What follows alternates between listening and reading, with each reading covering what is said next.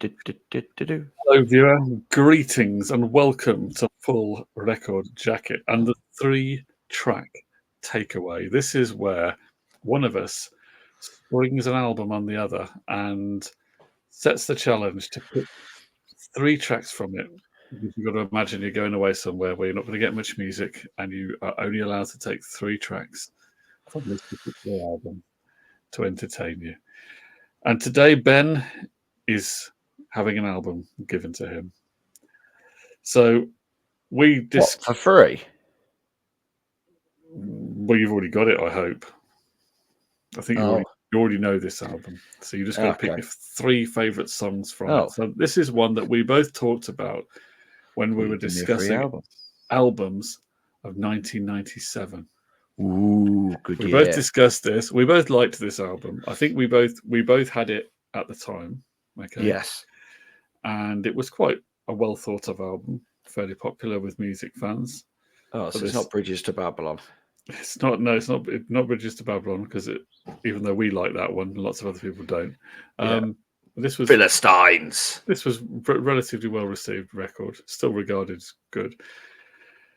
It's a legendary artist, one of the most famous people ever in music. Can you guess who it is? Ronan Keating. It's not Gary Barlow's solo album. It isn't. It isn't Gary Barlow's solo album. No, it's Paul McCartney. It is Flaming Pie by Paul Flaming Pie. So, what are your 3? A man came to me in a flaming pie and said, "You will be Beatles with an A." What am I? The World Tonight. I really like that song. I can see the world tonight. That's classic Macca, that is. I do like that.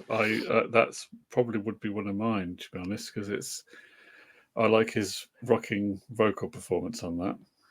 I do like that track. Yeah, I do. I do quite like. Is it Little Willow? Willow? Tribute to Maureen, or Ringo's former wife. Yes, yeah. I don't mind Calico Skies, is it? That's not a bad track. But I tell you a track I do really like, which I might put in my top 3 is If You Wanna. Now, I thought I was the only person who liked that. I quite like that track because I quite like Macca's vocal on it. I like the lyrics. It's just about it's about going on a road trip, basically. Yeah. But that's what I like about it because it's quite. I almost get the impression that he wrote that and just went, "Yeah, if you want to, we go for a drive in my Cadillac. If you want to, we'll make arrangements for the trip." It's just I think it's one of the ones on the album that's done with Steve Miller's band, I think. Right. Okay. It's kind of. I don't know what it is about it. It just feels slightly different to anything else on the album. Yeah, it's got a kind of dad rock element to it, hasn't it? It does. It's just like old-fashioned dad rock. It could have been it kind of fits in with things like Dire Straits or Eric Clapton's later stuff or something. It is very Dire Straits. In fact, I think I said to you at the time when we were listening to this, there is quite a few bits on this album where he goes a bit Dire Straits. And that's probably one of the tracks where he's in Dire Straits territory, isn't he? He's literally broken into their back garden. He's scrumping from their apple tree. But I do really enjoy that song. I don't know why I enjoy it so much, but I do enjoy it. I don't know why I enjoy it as well, but I actually really quite like that song.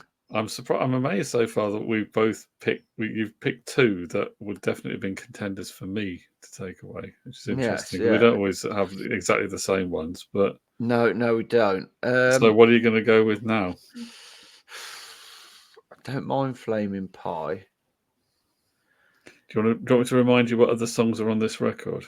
Is there Young Boy, Heaven on a Sunday? Young Boy is on there, Heaven on a Sunday. There's also the opening track, the song we were singing.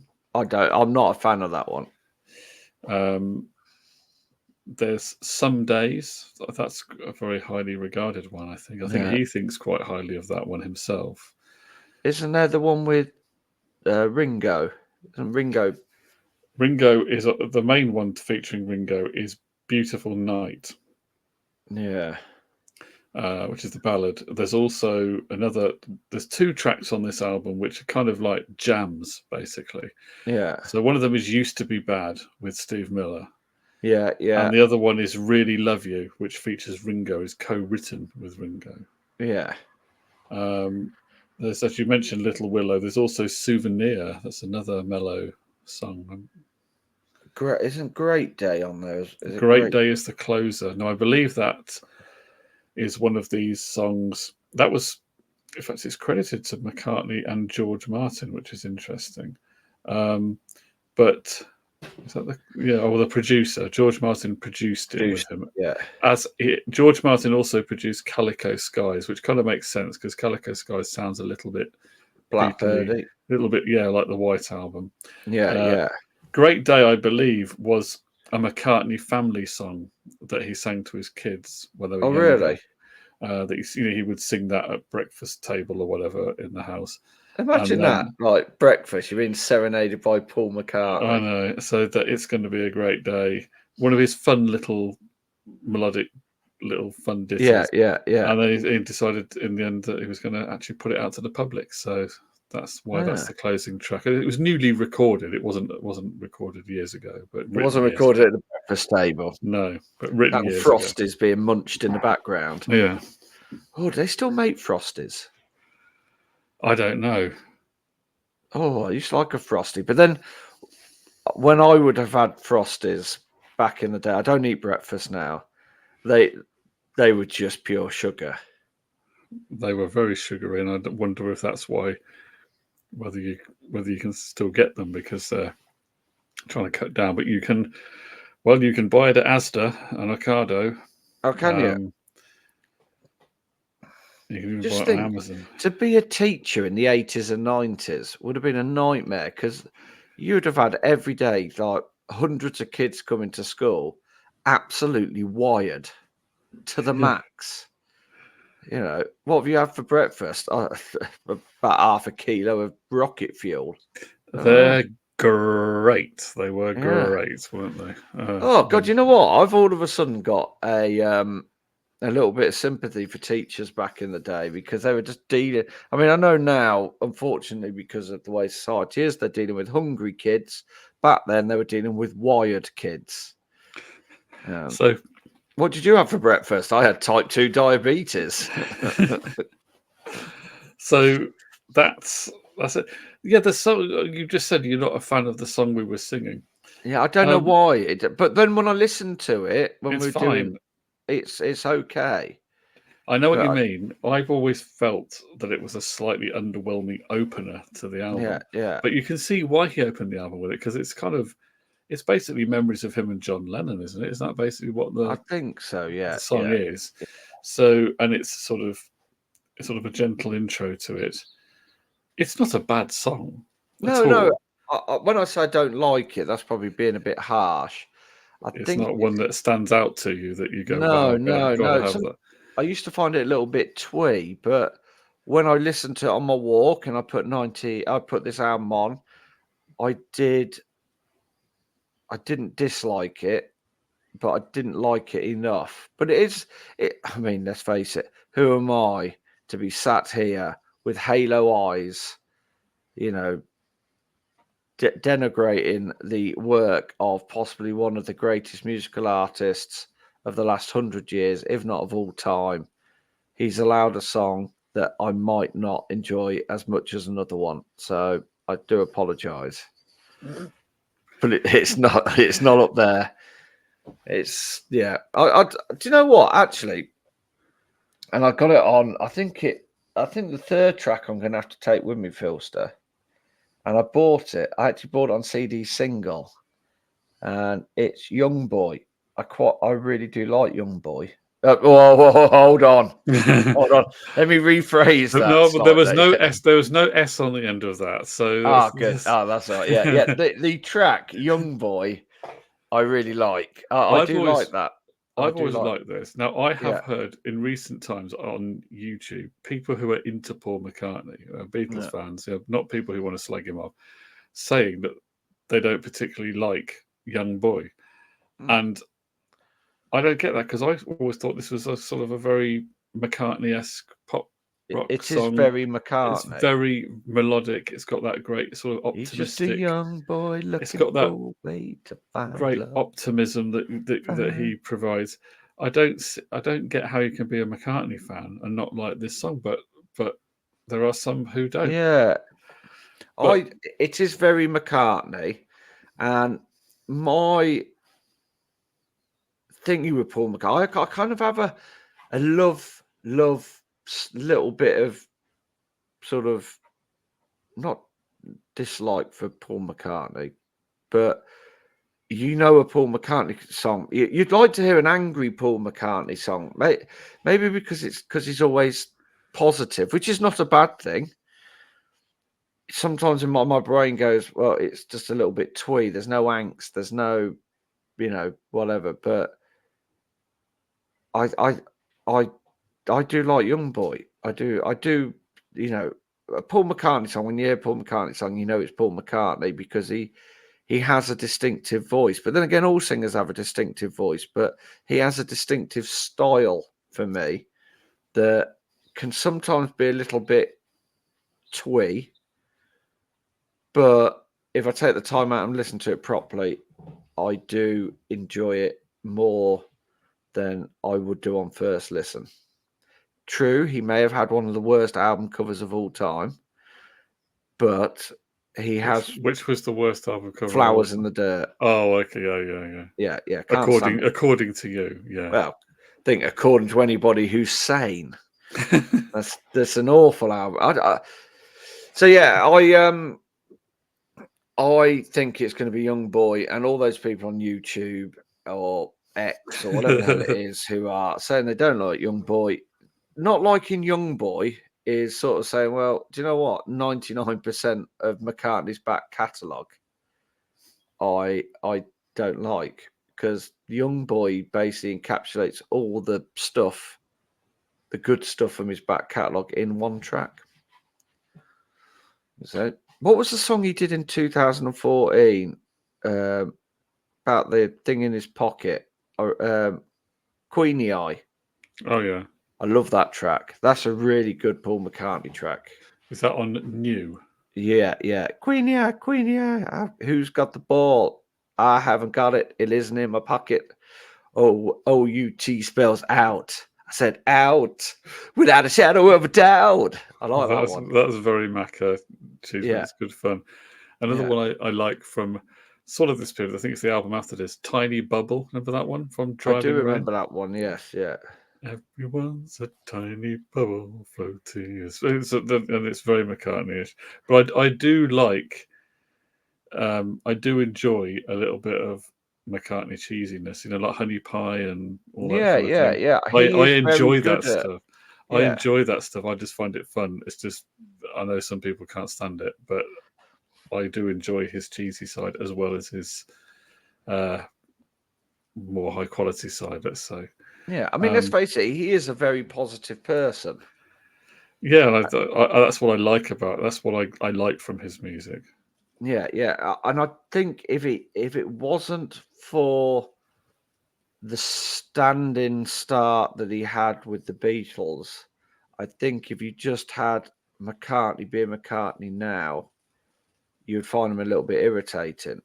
But I think because of the Beatles back catalogue and then what I think you sort of understand him more for who he is, if that makes any sense whatsoever. You could find him a bit twee, but it's the tweeness which actually sort of makes him as good as he is. That and the fact he's always wanted to try new ideas and do things, and yeah, he hasn't done a drum and bass album yet. No, he's done The Fireman though, hasn't he? And he's also done. Have you heard Twin Freaks? No, what's that? Twin Freaks is when he did the 2004 US tour. He got some DJs to remix certain tracks. Yeah, and they were played. They were played over the PA before he came on, and those were compiled together for it was an album. You can stream it. It's called Twin Freaks, and it's sort of that's probably the closest he's done to a. Oh, do you know what? I do think I remember it because it looks like Mr. Potato Head on the album cover. Yeah, that's quite fun. Some of the tracks on it are well-known ones, and some of them are quite album track type songs that only McCartney fans would know. But they're all remixed on there. Yeah. These DJ mixes. I can't remember who the people were that did the remixes. I don't think it's Fatboy Slim, but it's those kind of guys. Yeah. Give it that kind of treatment. Live and Let Die's on there. So let's have a look. Let's see who Twin Freaks are. Is an album by Twin Freaks, a duo who composed. Paul McCartney was one, and a guy called Roy Kerr, who goes by the name of Freelance Hellraiser. He's an English DJ, producer, remixers, and one of the creators of the UK bootleg scene. Okay, so maybe it's the same guy who mixed it all then. Yeah. Yeah, so he has done... there we go. Under the Freelance Hellraiser name, Kerr gained fame with a mashup in 2001 called A Stroke of Genius, which combined an instrumental edit of the Strokes track Hard to Explain with Christina Aguilera's pop hit Genie in a Bottle. Although greeted with a cease and desist order by RCA, he went on to remix Aguilera's Fighter as well as tracks of Placebo and Richard Ashcroft.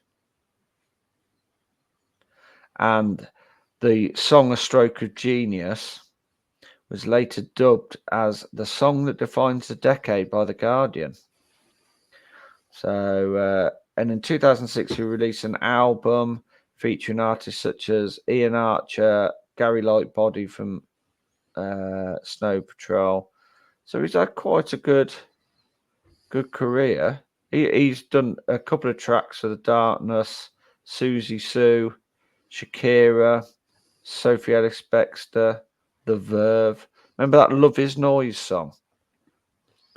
Vaguely, yeah. Ian Brown. So yeah, he's done a bit, to be fair.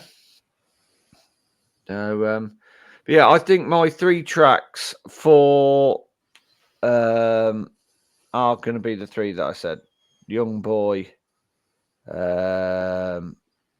World Tonight, and If You Wanna. So you've gone for a fairly rocking selection. Yeah, which I think are tracks 2, 3, and 4 on the album anyway, aren't they? I think they're all in succession. Yeah. It's Young Boy track 5. Some Days is track 4. Young Boy is Some track Days, 5. yeah. So yeah. Well, I can't argue with that because I do really like all those 3 tracks. Yeah. I'm finding it difficult to offer a counter to what you're saying with those 3. But if I were to now be in a position that you've taken those 3 and I can't have them, yeah. Shall I tell you which 3 I pick from? Go on then. Let me bring the album up on here so I can. Yeah, go on then. I think I'm going to have to go with. Now, Calico Skies is very good, although I've heard it quite a lot over the years, and maybe it is good. I know it's one that McCartney himself likes. I do like that track. I believe that was recorded in 1992, but used on this album instead of the one before. I think I'm going to have Some Days on there because I think that's a very good song. So I'm going to go with Some Days. And then, so I find this album quite listenable. I know some people don't like the jam type songs, and they think it perhaps ruins the flow of the record or whatever. But I think they're still quite enjoyable if you're just in a McCartney-ish mood. But I think I am going to go with Beautiful Night because I think that's a good McCartney ballad when you get into it. Yeah. And it's got Ringo on it as well, which is a bit of a. But I think that's extra bonus. So I'm going to go with Beautiful Night. And then say I don't dislike anything else on there. Heaven on a Sunday is quite nice as a mellow. This is sort of a mellow song that you play on a Sunday morning. But I do like Great Day. It's one of those ones that gets stuck in your head. I need to revisit that track then. It's gonna be a great day. It's one of those ones, like Junk and I Will on the White Album. That's short little song with this amazing, very, very melodic. And the one on the White Album, Can You Take Me Back Where I Came From? Can you take me? You know that one? Yeah. And what's it on his first solo album?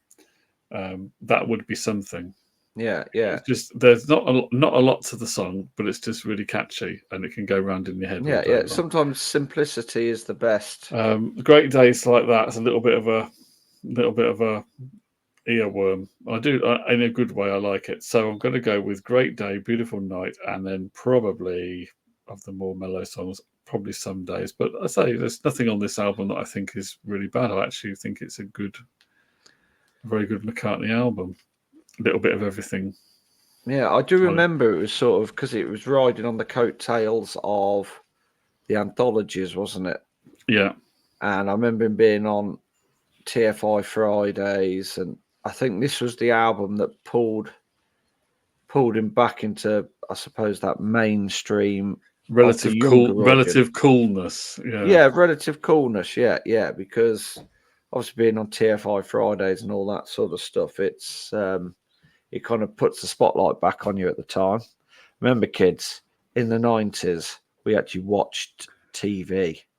Yes, indeed. And go figure that one out. So there we are. Those are our selections from Paul McCartney's Flaming Pie. Have we made a flaming error, or are we right? Let us know. I'm sure I can't think of another McCartney pun there, but no, I can't either. So I'm not even going to think of one. Thanks for watching. We'll be back with another one very soon.